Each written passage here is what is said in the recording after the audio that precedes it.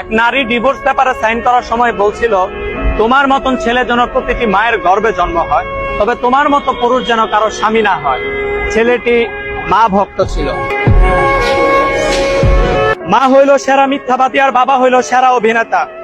কারণ বাবা হাজারো কষ্টের মাঝে হাসে, আর দুঃখিনী মা দুঃখ পাইলেও বলে ভালো আছি।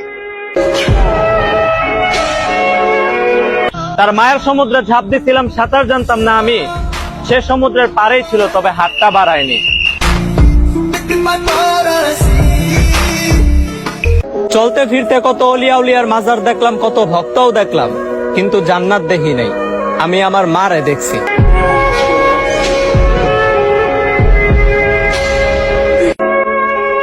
স্ত্রীরা তালাক দেওয়ার আগে স্বামীরা জিজ্ঞাসা করা হইলো, তার কোন বিষয়টি আপনারে কষ্ট দেয়? তখন স্বামী উত্তর দিয়া বলল, কোন বিবেকবান পুরুষ কখনো তার স্ত্রীর গোপনীয়তা ফাঁস করে না।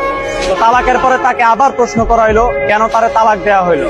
তখন স্বামী উত্তর দিল, আমার কি অধিকার আছে কোন মাহরাম মহিলার সম্পর্কে মন্তব্য করাই? হ্যাঁ, এটাই মানুষের ব্যক্তিত্ব।